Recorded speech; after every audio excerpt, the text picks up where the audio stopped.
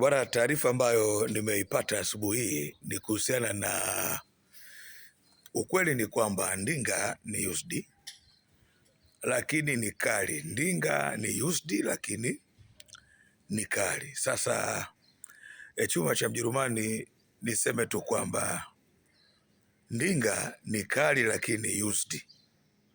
Tahadhari ambayo natamani kuweza kuitoa, ulishawahi kusikia abiria wamefaulishwa?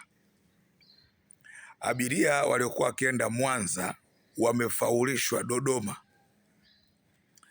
baada ya mashine ya kutaga. Yaani mashine ikitaga inabidi mfaulishwe.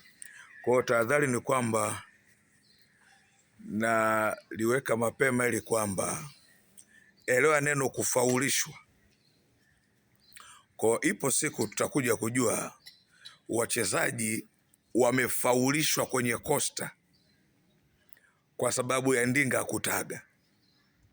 Lakini jambo lingine nyeti kabisa ambalo hili bila kupepesa macho, wachezaji wa Yanga, taarifa ambazo nimezipata, wale wote ambao wameonekana baada ya usajili wao wameshindwa kuwathibitishia viongozi kwamba wao wamekuja Yanga kufanya nini. Kuna usafi mkubwa sana utafanyika pale Yanga Afrika.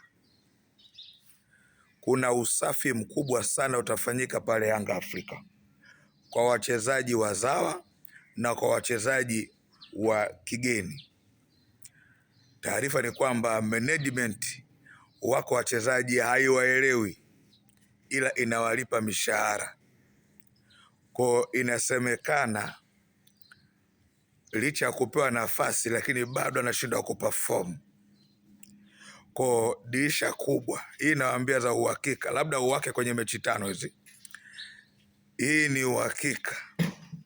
Rais wa umoja wa Aka na rais wa Yanga, mjumbe wa mashindano yote duniani na kamati tendaji yake, ni kwamba kutafanyika usafi wa hali ya juu.